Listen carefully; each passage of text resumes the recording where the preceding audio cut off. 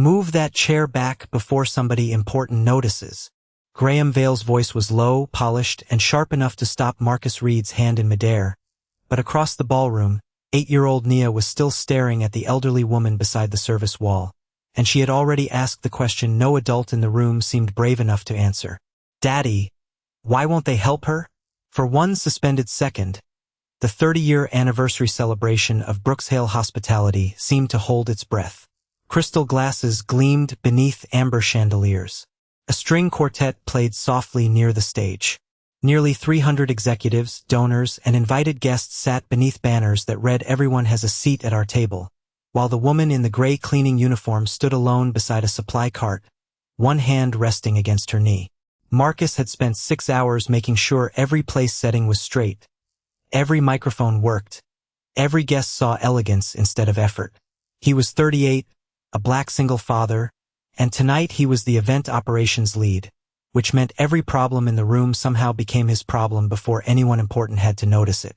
Nia was only there because her sitter had canceled, and Marcus had placed her beside the technical booth with colored pencils, a turkey sandwich, and strict instructions not to wander. She had followed every rule. Then she had noticed the one thing everyone else had trained themselves not to see. She looks tired, Nia whispered. There's an empty chair. Marcus followed her finger toward the founder's table. 7 seats were occupied by board members and honored guests. Seat number 8 stood empty beneath a tall arrangement of white roses, pushed so tightly against the table that it looked decorative rather than available.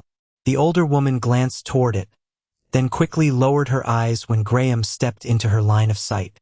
Ma'am, Marcus said gently, approaching her. Would you like to sit down? She looked at him with calm, observant eyes. I was told that chair wasn't for me. Nobody's sitting there, Nia said from behind him. Graham arrived with the smooth smile he used whenever cruelty needed to sound like policy. Some seats are reserved, sweetheart. Reserved for who? Nia asked. Graham ignored her and turned to Marcus. Mr. Reed, our guest experience depends on clear boundaries between staff and attendees. Marcus looked at the woman's trembling hand, the stiff way she held her right leg, then at the empty chair less than 6 feet away. He did not ask for her name. He did not ask whether she was wealthy, connected, or important enough to deserve comfort. He simply stepped behind seat 8 and pulled it away from the table. The wooden legs whispered across the marble floor. The sound was small, but nearby conversations faded. On stage, acting CEO Vanessa Whitmore was rehearsing into an open microphone. At Brookshale, everyone has a seat at the table. Her own words floated through the ballroom as Marcus turned the chair toward the elderly woman. Please, he said. Your knees can't wait for someone's permission. The woman studied him as if the invitation carried more weight than he understood. Beneath the roses, a corner of an Ivory Place card shifted into view. Nia leaned closer, sounding out the first letters. Evil. Graham's smile tightened. That seat was never meant for her. Marcus looked up slowly. Not might be reserved. Not let me check. Graham already knew. Then reserve another one, Marcus said quietly. She needs this one now. Graham stepped closer, still smiling for the guests, but his voice dropped until only Marcus could hear it. Push that chair back in, or you won't be working here when dessert is served. Marcus did not move the chair. For a moment, the only sound near the founder's table was the soft scrape of a violin bow and the faint clink of ice inside a crystal glass. Graham's smile remained in place, but the warmth had vanished from it. Mr. Reed, I am giving you a direct instruction. Marcus kept one hand on the back of the chair. And I am making sure a guest does not fall. She is not a guest. Then why was she allowed into the ballroom? Graham's eyes shifted toward the elderly woman. Because someone failed to follow procedure. The woman stood quietly beside the cart, her face composed, though the strain in her right knee was becoming harder to hide. Before Marcus could answer, Connor Pike, the head of security, crossed the floor with a tablet in one hand. He was broad-shouldered, silver-haired, and careful in the way he approached, as though every step had been rehearsed to look calm. "What seems to be the issue?" he asked. "No issue," Graham replied. "This temporary cleaning contractor entered the guest area and refuses to use the proper access route." The woman lifted her chin. "I was invited." Connor tapped the screen. "May I see your badge, ma'am?" She reached toward the pocket of her gray uniform, then checked the other side. Her expression changed only slightly. "It was there when I entered." Graham gave a sympathetic sigh. "This is exactly why credentials matter." Nia moved closer to Marcus, still holding one colored pencil in her hand. "Maybe somebody took it," she said. Connor looked at her, then back at Marcus. "Sir, your daughter needs to return to the technical booth." Marcus placed a gentle hand on Nia's shoulder but did not send her away. "Check the entry log," he said. Connor studied his tablet. Evelyn Brooks, temporary sanitation contractor. Rear access only. The words landed too neatly. Marcus knew the event system. He had reviewed every staffing note before the doors opened. Temporary workers were listed by department, vendor, and shift. The phrase rear access only was not standard language. It had been added by someone. "When was that note entered?" Marcus asked. Connor paused. Graham answered first. "That is not relevant." "It is relevant if her status changed after she arrived." Connor glanced at the screen again. "For 12 this afternoon." Graham's head turned sharply. "No one asked for the timestamp." The sentence came out too fast. Marcus heard it. So did Connor. The elderly woman heard it too, and for the first time her eyes narrowed. 3 words followed in quick succession. "Escort her out," Graham said. "She needs to sit," Marcus replied. "She needs to leave," Connor said, though his voice lacked Graham's certainty. 2 security staff members stopped several feet away, waiting for direction. They did not touch her. They did not need to. Their position created a path toward the service corridor and made the message clear to everyone watching. A few guests turned back toward their tables. One woman lifted her purse from the empty chair beside her and placed it in her lap, as if kindness had suddenly become contagious and dangerous. Marcus noticed the older woman shift her weight again. The wheels of her supply cart rolled half an inch across the polished floor. He reached down and pressed the brake with his shoe before it could move farther. "Ma'am, please sit for 1 minute," he said. Graham stepped between her and the chair. "This area is reserved for invited guests." "I told you," she said. "I was invited." "Then provide proof." Her gaze moved toward the table, toward the white roses, then toward the place where the ivory card had been hidden. "Perhaps your people should return what they removed." Graham's jaw tightened. "Connor, use the service exit." Marcus looked toward the double doors at the rear of the ballroom. The route passed through the loading hallway, beyond the kitchen, and down a ramp that opened beside the dumpsters. It was designed for deliveries, not for an elderly woman in formal company surroundings. "She came through the front," Marcus said. "She can leave through the front if she chooses." Connor lowered his tablet. "Do not make this harder than it needs to be." "I am not making it harder. I am asking who changed her name." Graham's polished expression returned. "Your job is chairs, Mr. Reed, not questions." Marcus looked at seat number 8 at Nia, and then at the woman they were trying to make invisible. "Tonight," he said quietly. "They seem to be the same thing." Connor lifted his radio. "Escort requested at the founder's table." At those words, the woman went perfectly still. Her hand left the cart. Her eyes moved from Connor to Graham, and something in her expression changed from pain to recognition. Then she asked a question so softly that only Marcus heard it. "Did he really call it the founder's table?" Marcus heard the faint crackle of Connor's radio before anyone else moved. The request for an escort had already been sent, but nobody stepped forward.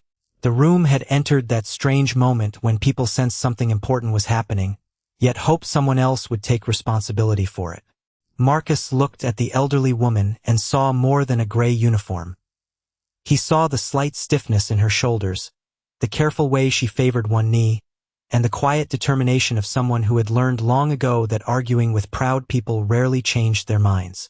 Without another word, he reached beneath the nearby service station and rolled over a simple banquet chair that had been waiting for late arrivals. It was not part of the founder's table. It was an ordinary chair with a dark wooden frame and a cream-colored cushion. He placed it beside the aisle where no guest would lose a seat and gently held it steady. "Please," he said, "at least rest for a minute." Graham shook his head in disbelief. "Mr. Reed, you are making a serious mistake," Marcus answered without raising his voice. "Offering someone a chair should never be considered one." The woman hesitated. "If I sit, they will blame you." "If you keep standing," Marcus replied, "your knee will blame both of us." For the first time that evening, a small smile crossed her face. It disappeared almost immediately, but Nia noticed it. "See," she whispered, "she smiles when people are nice." The older woman slowly lowered herself into the chair with obvious relief. Marcus quietly adjusted the chair so her leg could stretch comfortably, then walked to a nearby refreshment station. He returned with a bottle of water, a clean napkin, and a warm dinner roll from the staff service tray that had not yet been used. He placed them carefully beside her without ceremony. "Thank you," she said softly. "You have been standing for a long time," Marcus answered. "Everybody deserves a break." Graham folded his arms. "Hospitality employees are instructed not to serve unauthorized individuals." Marcus looked at him calmly. "I served a thirsty person." Around them, conversations slowly resumed, but more than a few guests continued watching from the corners of their eyes. Some seemed uncomfortable. Others seemed annoyed that the interruption had not disappeared. Vanessa Whitmore remained near the stage, pretending to review her speech, yet every few seconds her attention drifted toward the growing circle near the founder's table. Connor lowered his tablet and spoke more quietly than before. "Marcus, I am trying to keep this from becoming a larger issue. Then help me find out why she was invited through the front entrance and suddenly labeled differently." Connor did not answer. Instead, he looked toward Graham, waiting for direction. The silence itself became an answer. Nia quietly sat on the carpet beside the older woman's chair and pulled a folded paper napkin from her small backpack. Using one of her colored pencils, she began drawing. The woman watched with gentle curiosity. "What are you making?" "A chair," Nia answered. "Because everybody keeps talking about one." The older woman laughed very softly. It sounded like someone remembering happiness after a long time away from it. Marcus noticed that laugh, and somehow it mattered more than every expensive decoration surrounding them. As he reached to straighten the napkin beside the bottle of water, his eyes drifted toward the founder's table once more. Beneath the large arrangement of white roses, something ivory-colored protruded slightly farther than before, as if the movement of the chair had shifted it. Nia noticed it at exactly the same moment. "Daddy," she whispered, pointing beneath the flowers. "There is paper under there." Marcus walked over, careful not to disturb the centerpiece, and gently pulled the small card free. It was thick ivory stock with elegant gold lettering. His eyes stopped on the first line, "Evelyn Brooks." Beneath the name were two words that made his pulse slow instead of quicken because they raised far more questions than answers. Co-founder. Before Marcus could say anything, Graham stepped forward and reached toward the card with surprising speed.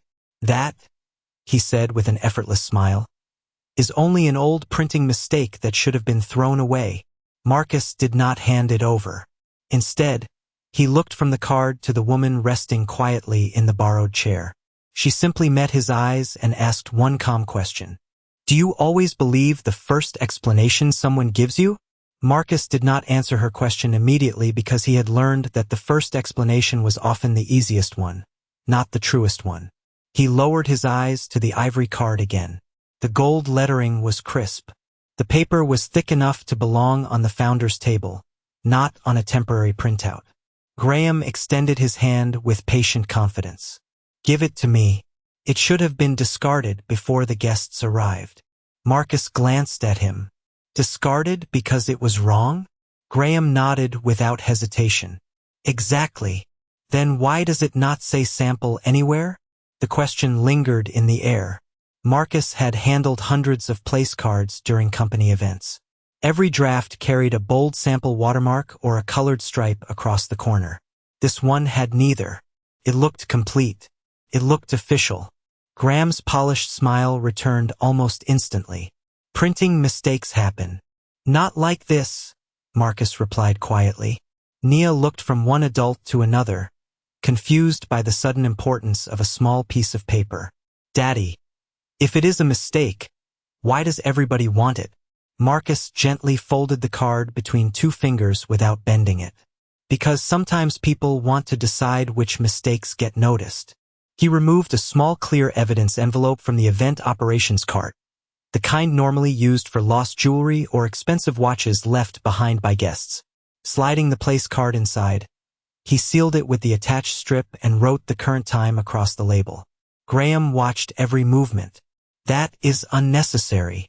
It protects the item, Marcus answered, until someone can explain it. Connor shifted uneasily. Marcus, this has gone far enough. Has it? Marcus asked. Or has it only just begun? The elderly woman remained seated, holding the unopened bottle of water in both hands. Her expression revealed neither relief nor triumph. Instead, she watched Marcus with the quiet patience of someone measuring character rather than intelligence. After several moments, she spoke. Verification before conclusions. That is rare. Marcus looked toward her. I have a daughter, watching me. Guessing is not something I want to teach. Across the ballroom, applause broke out as Vanessa Whitmore finished another rehearsal line. The audience assumed everything near the founder's table had already been resolved. Only a handful of nearby guests continued pretending not to watch. Marcus noticed something else. Along the bottom edge of the sealed place card, beneath the printed title, sat a tiny production code in gray lettering. BH30, F8-01. He silently read it twice. BH30 referred to the company's 30th anniversary celebration. F8 almost certainly meant founder table, seat 8. The final numbers suggested a primary production file rather than a replacement. He had seen similar coding on banquet diagrams for years. Graham noticed Marcus studying the code and spoke before he could ask another question. Internal printing marks. They mean nothing. Marcus slipped the envelope into the secure inventory pouch attached to his belt. Then they will still mean nothing after someone checks them. For the first time that evening, Graham's calm expression faltered for a fraction of a second. It disappeared so quickly that most people would have missed it. Marcus did not. Neither did the woman in the gray uniform. Connor cleared his throat. We should return to our responsibilities. I agree, Marcus said. Mine is making sure tonight follows procedure. Graham laughed softly. Procedure? You have ignored 3 direct instructions already. No, Marcus replied. I followed the first one this company ever taught me. Take care of people first. Nia quietly climbed back onto her chair beside the technical station and continued coloring her drawing. This time she added another chair beside the first one. The elderly woman noticed and smiled again. 2 chairs now, she asked. Nia nodded. Nobody should have to sit alone. The woman's eyes lingered on the drawing longer than seemed necessary. Then, almost absent-mindedly, she looked toward the ballroom ceiling and said, They changed the lights. Marcus frowned slightly. Excuse me? This room used to face the morning sun, she said softly. Before they enclosed the east wall. We never needed chandeliers back then. Marcus looked around the ballroom. The Halcyon Hotel had been renovated more than 20 years earlier. Very few current employees even knew the original layout of the founder's ballroom. He stared at the woman for another long moment. Either she had worked inside this building decades ago, or she knew details that could not be found on the event schedule. Before he could ask another question, his radio crackled with a message from the operations office. Marcus Reed, report to event control immediately. Graham folded his hands and smiled once more. It sounds like someone upstairs has finally noticed. Marcus clipped the sealed evidence envelope inside the secure pouch on his belt before answering the call from Event Control. "Nia," he said softly, kneeling beside his daughter. "Stay right here with Miss Evelyn for a few minutes. Do not leave this area unless I come back." Nia nodded without complaint. "Can I keep drawing?" "You always can." The older woman looked at Marcus with quiet concern. "You do not have to keep doing this." He smiled politely. "I am not doing anything extraordinary. I am just making sure questions get answered before decisions are made." She lowered her voice. "That is rarer than you think." Marcus walked through the service corridor toward the operations office, passing stacks of banquet trays, rolling linen carts, and glowing monitors that displayed ballroom schedules. The celebration outside continued almost untouched, yet backstage the atmosphere had changed. Conversations stopped when he entered the control room. His co-worker Luis, the young printing technician responsible for guest cards and seating charts, looked up from a computer with an uneasy expression. "Marcus," he whispered, "they have been asking where you are." Graham was already waiting beside the operations table. "Close the door," he said. Marcus remained standing. "What do you need?" Graham folded his hands. "I need you to stop turning a simple misunderstanding into a public spectacle. Then explain the place card." "It was a draft. Without a sample watermark?" Graham ignored the question. "You are a valued employee. You have a good record. You are raising a wonderful daughter. Do not throw that away because an elderly woman decided to wander into the wrong room." Marcus remained calm. "She said she was invited. People say many things." Marcus glanced toward Luis, who quickly lowered his eyes to the keyboard. The silence inside the room felt heavier than any argument. Marcus stepped toward the workstation displaying the seating layout. "Show me the founder table assignment." Graham immediately moved between Marcus and the monitor. "That information is restricted." "Restricted from the event operations lead during the event?" Graham answered with another practiced smile. "Temporary access changes happen all the time." Luis swallowed hard. "Actually," Graham turned toward him. "Actually what?"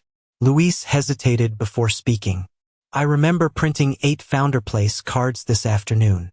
The room became perfectly still. Graham answered before Marcus could. "And then we corrected the list." Luis nodded uncertainly. "Yes. But the first file looked complete." Marcus looked at him. "Did the card I found come from that first file?" Luis frowned as he searched his memory. "I think so. The production code would tell us." Marcus reached into his pouch but did not remove the sealed envelope. "Page 30F8-01? Luis's eyes widened. "That is the primary print sequence. 01 means the original approved version." Graham laughed lightly, but the sound carried no confidence. "You are reading far too much into internal numbering." Marcus asked another quiet question. "If it was only a printing mistake, why print a second version at all?" Nobody answered. Luis slowly turned back toward his computer. "The printer keeps temporary job logs for quality control." Graham spoke quickly. "Those logs clear automatically." Luis shook his head. "Not until midnight." Marcus noticed something pass across Graham's face for less than a second. It was not anger. It was calculation. "Luis," Marcus said gently, "can you tell me what you personally remember, not what anyone suggested afterward?" Luis took a careful breath. "Around 4:12 this afternoon, Mr. Vale came in with a revised seating chart. He said seat 8 needed to be removed because a strategic guest might attend." Marcus felt the timeline lock into place inside his mind. For 12, the exact same time Connor had read from the security tablet when the note identifying Evelyn as a temporary cleaning contractor had appeared. 2 different systems. The same minute. That was no coincidence. Graham straightened his jacket. "You are connecting unrelated events," Marcus replied quietly. "Then verifying them should clear everything up." He walked toward the printer console, where the job history icon still glowed on the screen. Just before his fingers reached the keyboard, Graham's access badge flashed across the sensor and the display instantly locked, replaced by a message that read, "Administrator session required." Graham slipped the badge back into his pocket and smiled. "Some records are above your authorization level." Marcus looked at the dark monitor, then at Graham, and realized something far more important than a place card had just been protected.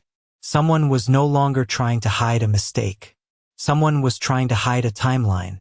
Marcus left the operations office with more questions than answers, but one thing had become unmistakably clear. Graham had not tried to prove the place card was false. He had only tried to prevent anyone from verifying whether it was real. There was a difference, and Marcus had spent enough years solving problems behind banquet doors to know that people only blocked records when the records threatened them. As he walked back toward the ballroom, he passed framed photographs celebrating the company's history. Most guests never stopped to study them. Tonight, Marcus almost did, but another message came through his radio before he could slow down. "Mr. Reed, return to the founder's table immediately." The ballroom sounded almost cheerful again. Laughter floated beneath the chandeliers. Servers carried polished silver trays through the aisles, and the string quartet had begun another familiar melody. Yet beneath the music, Marcus could feel the quiet tension that still surrounded seat number 8. Nia looked relieved the moment she saw him. "Daddy, she saved my picture." Marcus glanced toward Evelyn. The napkin with the drawing of 2 chairs now rested neatly beside the unopened bottle of water.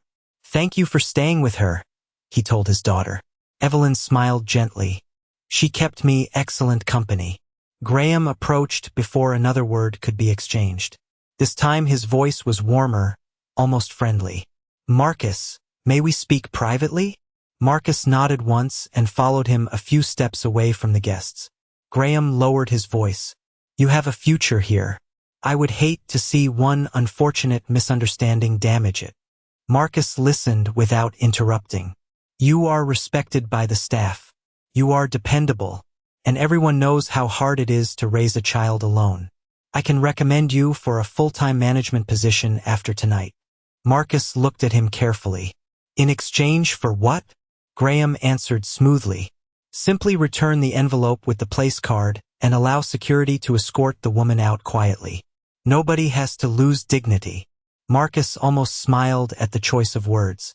Dignity does not disappear because someone sits in a chair. Graham sighed softly. "You are making this emotional." "No," Marcus replied. "I am trying to keep it factual." "Facts," Graham said. "The fact is that she does not belong at that table." Marcus asked only one question. "How do you know?" For the first time, Graham hesitated before answering. "Because I approved the final seating plan." Marcus noticed the sentence immediately. Graham had not said he checked the seating plan. He had said he approved it. That meant he was personally connected to every change made after the original version. Behind them, Evelyn slowly stood from the borrowed chair and handed it back to Marcus. "Thank you," she said.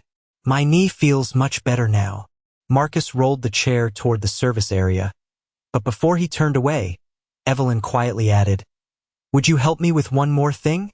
"Of course. Please ask your medical team to record that I requested assistance for knee pain." Marcus looked surprised. "You want an incident report?" "Yes. Even if nothing serious happened?" Evelyn nodded. "Especially then." Marcus immediately called one of the hotel medical attendants. Within minutes, a nurse arrived, checked Evelyn's knee, and began filling out a standard guest assistance form. Graham stepped forward. "That paperwork is unnecessary." The nurse looked confused. "Company policy requires documentation whenever medical assistance is requested." Graham forced another polite smile. "I was only thinking about efficiency." Marcus watched silently as the nurse asked for the woman's name. Evelyn paused for only a second before answering clearly. "Evelyn Brooks." The nurse wrote it exactly as she heard it. Graham immediately reached toward the clipboard. "Allow me to correct that." Marcus gently placed his hand over the edge of the form before Graham could touch it. "She already gave her name." Graham withdrew his hand, but his expression had changed. It was no longer confidence. It was urgency. Across the ballroom, Vanessa Whitmore glanced toward the medical attendant, then toward Graham, and gave the smallest possible shake of her head. It lasted less than a second, but Marcus caught it. Whatever was happening no longer involved only one manager protecting a seating chart. As the nurse finished the report, she tore off the duplicate copy and handed the original to Event Records. Marcus watched the folder disappear into the administrative cart. For the first time that evening, there would be an official company document created by someone completely outside Graham's control, and as Graham quietly stared at the departing paperwork, Marcus realized that the real test had never been whether Evelyn would reveal who she was. The real test was whether anyone inside the company would choose the truth before they knew why it mattered. Marcus stood quietly as the administrative cart rolled toward the records office with the nurse's report secured inside. It was only a routine document, completed in less than 2 minutes, yet it carried something no one in the ballroom had expected. For the first time that evening, Evelyn Brooks's name existed inside the company's official event records exactly as she had spoken it, entered by someone with no interest in seating charts, executive politics, or hidden agendas. Graham watched the cart disappear through the service doors before forcing another polite smile. "Everything is under control," he announced to the nearby guests. "Please enjoy the evening." Most people accepted the reassurance and returned to quiet conversation, but Marcus noticed several employees exchanging uncertain glances. Rumors always traveled faster than announcements. Connor walked over with his tablet held against his chest. "Marcus, I need a quick word." Marcus nodded. Connor lowered his voice. "I checked the access logs again. And someone modified 2 records at 4:12 this afternoon." Marcus remained silent. Connor continued carefully. One change was the contractor designation attached to Evelyn Brooks. The other involved seating authorization for founder table, seat 8. Marcus looked directly at him. "Were they changed by the same account?" Connor hesitated before answering. "The audit trail says administrator credentials." "Can you identify which administrator?" Connor slowly shook his head. "Only executive information technology can open that level of detail." Before Marcus could respond, Luis hurried into the ballroom carrying a stack of replacement programs. He looked nervous, as though he had debated whether to come at all. As he passed Marcus, one folded sheet slipped from the stack and landed near his shoes. Luis immediately bent to retrieve it, but Marcus noticed a familiar code printed across the corner. BH30F8. Luis looked up, realizing Marcus had seen it. "That is only a production worksheet," he whispered. "May I see it?" Luis glanced around before carefully handing him the page. It was not a seating chart. It was a print authorization summary listing every founder table place card produced that afternoon. 8 original cards. 1 replacement request at 4:12. Marcus followed the line with his finger until he reached the approval column. Instead of a printed name, only one executive identification number appeared beside the replacement request. Luis spoke quietly. "I do not know whose number it is. Printing staff only see the identification code." Marcus folded the sheet and handed it back. "Keep it somewhere safe." "Do you think it matters?" Luis asked. Marcus answered without hesitation. "Every honest record matters." Across the ballroom, the master of ceremonies stepped onto the stage and welcomed everyone to the company's 30th anniversary celebration.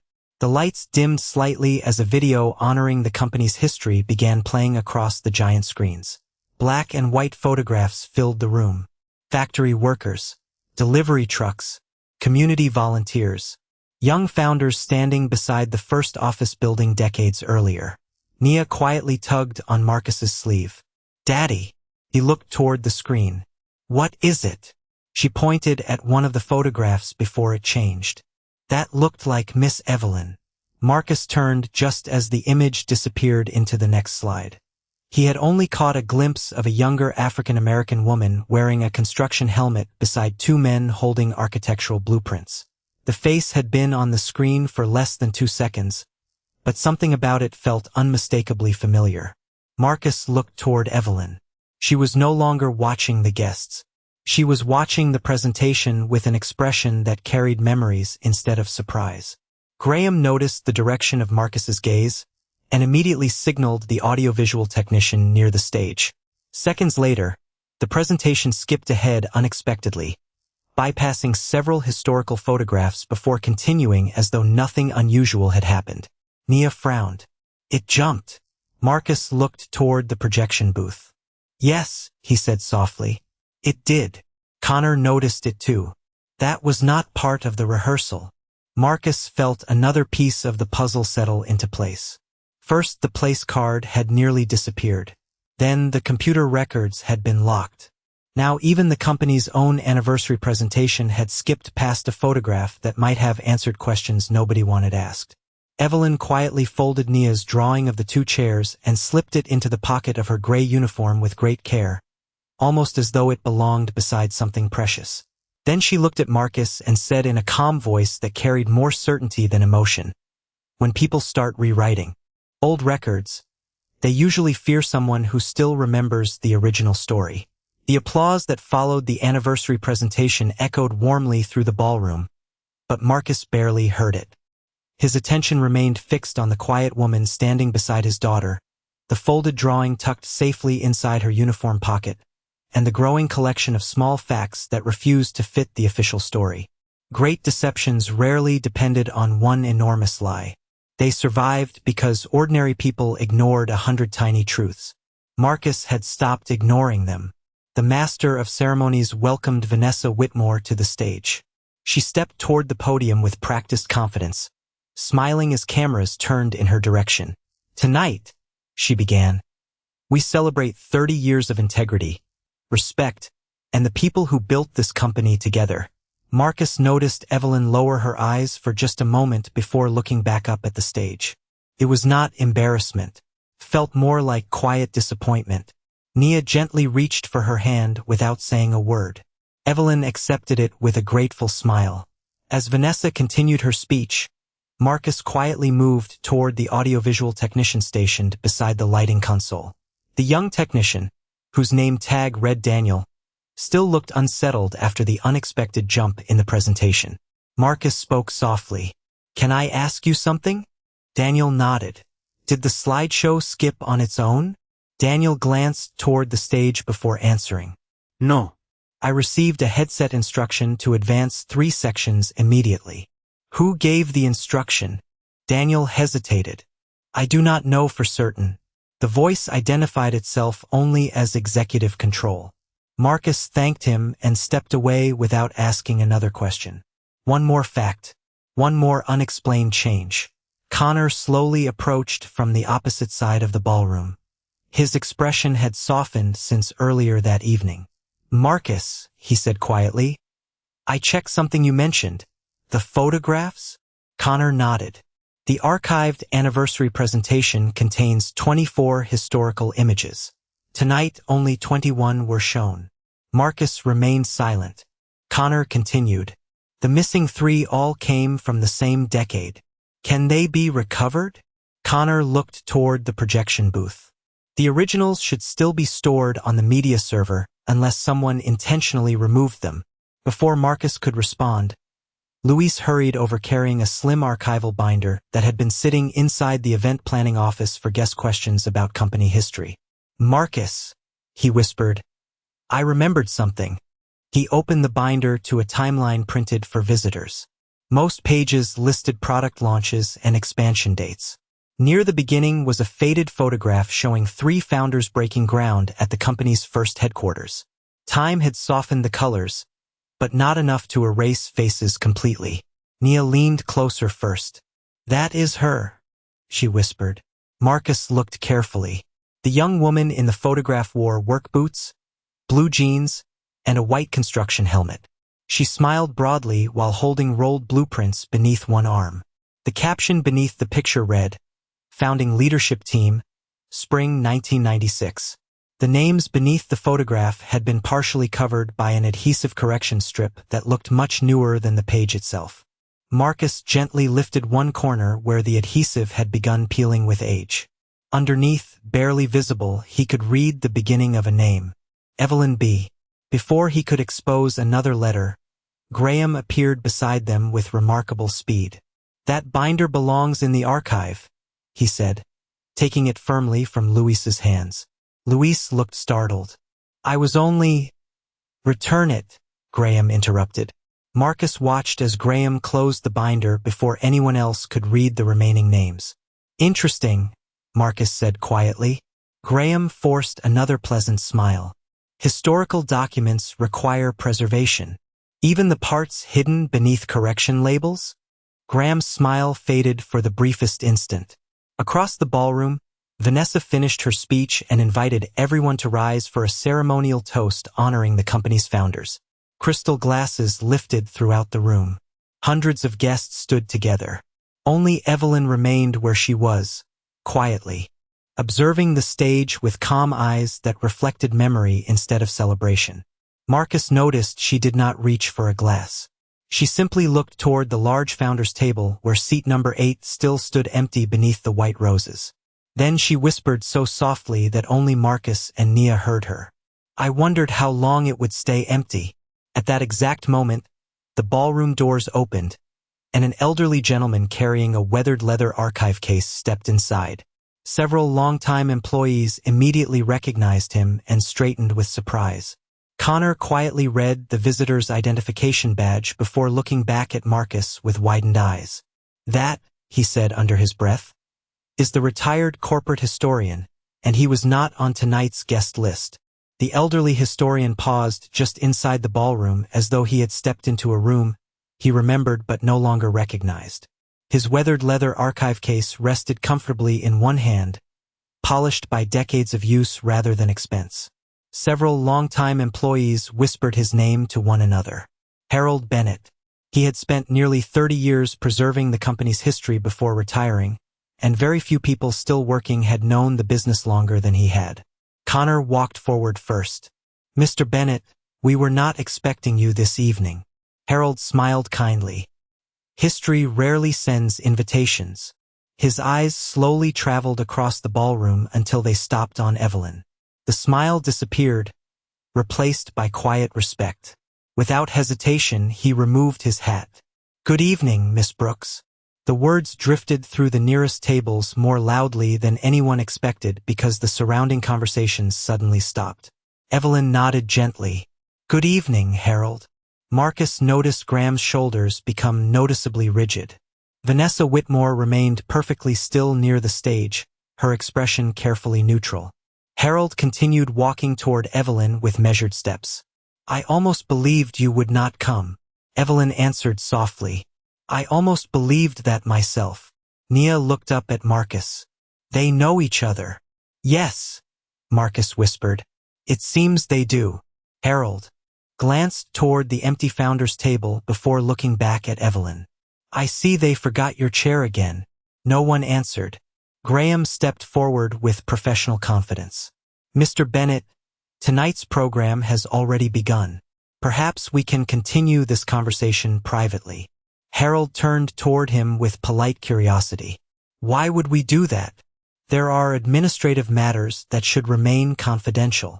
Harold slowly shook his head. "The company's history has never belonged in confidential rooms." Marcus watched Graham searching for another response, but before he could speak, Harold opened his archive case and removed a large cream-colored folder protected inside a clear sleeve. The paper had yellowed with age, yet the official company seal remained perfectly visible. "I was asked years ago," Harold said calmly, "to preserve every original founding document exactly as it existed on the day this company opened." Graham forced another smile. "We appreciate your dedication." Harold ignored the interruption, including documents that later disappeared from ordinary company files. Connor quietly stepped closer. "May I ask what those documents are?" Harold looked at him. "Original incorporation records, early board minutes, founding partnership agreements, photographs, letters." Marcus felt the ballroom grow quieter with every word. Harold carefully withdrew one photograph from the sleeve and held it where only the nearest people could see. Marcus immediately recognized the younger Evelyn standing beside two other founders at the construction site. This time, no correction label covered the caption. 3 names appeared clearly beneath the image: Daniel Hale, Evelyn Brooks, Samuel Whitmore. Marcus slowly read the names again. Samuel Whitmore, Vanessa Whitmore's father. Graham looked toward Vanessa, silently waiting for direction. Vanessa gave none. Harold returned the photograph to its sleeve before removing another document. "This," he said, "is the original founder seating plan prepared for the company's first anniversary banquet." Marcus noticed the diagram immediately. 8 seats surrounded the table. Seat number 8 bore one printed name, Evelyn Brooks. Harold looked toward Marcus. "Young man, you offered someone a chair tonight before knowing who she was." Marcus answered simply. "She looked tired." Harold smiled. "Good. That means your kindness was honest." Evelyn remained silent, allowing someone else to speak for the past. Harold slowly turned toward the gathered executives. "May I ask a simple question?" No one answered. "If this company proudly celebrates its founders every year," he continued, "why has one founder spent tonight dressed as a cleaning contractor?" The silence that followed felt heavier than every speech delivered that evening. Guests began looking from Evelyn to Vanessa, then toward Graham, searching for someone willing to explain what no longer made sense. Marcus reached into his belt pouch and quietly removed the sealed evidence envelope containing the Ivory Place card. He placed it beside Harold's original seating diagram. The 2 documents rested side by side beneath the ballroom lights. One printed 30 years ago, one printed that afternoon. Both carried the same name, Evelyn Brooks. Harold looked at the matching documents, then toward Graham, and asked in a calm voice that carried across the nearest tables, "Would you care to explain why history and today's records suddenly agree with each other?"